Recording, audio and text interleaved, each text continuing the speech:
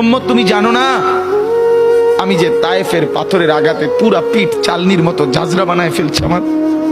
শোনো নাই তুমি? আমারে যে উহুদের ময়দানে দান দান শহীদ করে রক্তাক্ত করছে, তুমি শোনো নাই? আমি যে 14 দিন পেটে ক্ষুধার তাড়নায় পাথর বাঁধছিলাম, উম্মত তোমার মনে নাই? একবারও শোনো নাই আমার ক্ষুধার কষ্ট, আমার পিঠের ব্যথা, আমার দাঁতের ব্যথা, আমার কাঁধে 2টা কড়া ঢুকে গেছে? উম্মত, আমার ঘরে 3 মাস আল্লাহর নবীর স্ত্রী আয়েশা বলছে, আল্লাহর কসম উম্মত, নবীর স্ত্রী বলছে 3 মাস 3টা চাঁদ উঠছে ডুবছে, রাআইনা হিলালান সুম্মা হিলালান সুম্মা হিলালান, 3 চাঁদ 3 মাসে নবীর 9 জন বিবির কারো ঘরে আম্মা জান আয়েশা বলে 1 ফোঁটা চুলায় আগুন জ্বলে নাই।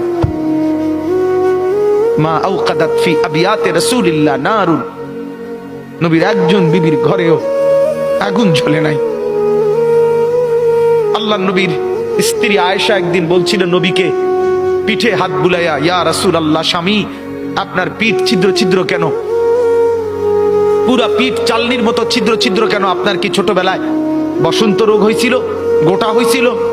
আল্লাহর নবী চোখের পানি ফেলে বলছে, আয়েশা তুমি জানো না আমার এই পবিত্র দেহে তো কোনোদিন মশাও বসে না, মাছিও বসে না, পোকা বসবে কেমনে?